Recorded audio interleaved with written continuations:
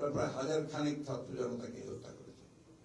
এর মধ্যে আপনার ছাত্র আছে, রাজনৈতিক দলের নেতারাও আছে, রাজনৈতিক কর্মীরাও আছে। একইভাবে ইতিমধ্যে আপনারা জানেন যে 2012 সাল থেকে আমরা কিন্তু এই সংগ্রাম করছি। সেই সংগ্রামে আমাদের এখন পর্যন্ত আমাদের ইলিয়াস আলী এমপি সাহেব সহ প্রায় 700 জন গুম হয়ে গেছে। আমাদের 2000-এর ওপর বেশি মানুষকে গুলি করে হত্যা করা হয়েছে কাস্টডিতে, কারণ এটা বিভিন্ন জায়গায় হয়েছে। একই সঙ্গে আপনার মিথ্যা মামলা দেওয়া হয়েছে 1,45,000।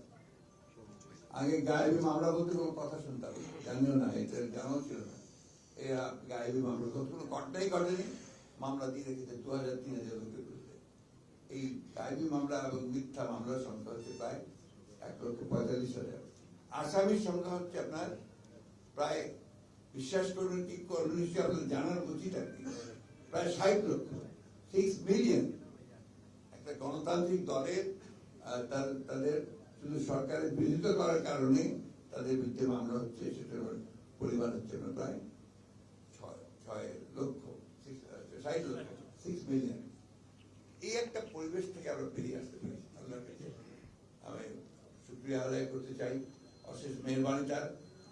তিনি অত্যন্ত অল্প সময়ের মধ্যে মানুষকে এখান থেকে উদ্ধার করেছেন। একই সঙ্গে ফেরাউন নমরুদের কথা আমরা প্রায় বলতাম, সেই ফেরাউন নমরুদের উত্তরসূরি হাসিনার হাত থেকে দেশকে রক্ষা করে দিল। আমার নিজের খুব কষ্ট হয়, আমি যে বয়স্ক মানুষ, আমার খুব কষ্ট হয় যে মুক্তিযুদ্ধে যে ব্যক্তির নাম ছিল সবচেয়ে আগে অগ্রণী, শেখ মুজিবুর রহমান সাহেব, তার কন্যা, যাকে তার দলের লোকেরা দেশের মানুষরা গণতন্ত্রের মানুষ কন্যা বলত, তার এই পরিণতি। জনগণ যেমন তাকে ধিক্কার দিচ্ছে। এই দেশে এখন যদি আপনি হিসাব করেন 99%-এর মধ্যে দেখবেন সবচেয়ে ধিকৃত মানুষ হচ্ছেন শেখ হাসিনা। কেন? Why this happen? তার যে ক্ষমতার লোভ, তার অ্যারোগেন্স, তার করাপশন, এবং যারা বিরোধিতা করে ভিন্ন মত সহ্য করতে না পারা, এটাই হচ্ছে তার মূল কারণ।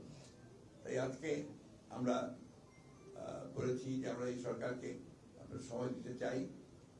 এই সরকার এখন অন্তর্বর্তীকালীন সরকার হয়েছে, দায়িত্ব তাদের অনেক বড়, সেই দায়িত্বটাকে তাদেরকে পালন করতে হবে। আমরা বলেছি আমরা রাজনৈতিক দল হিসেবে সর্বাত্মক সহযোগিতা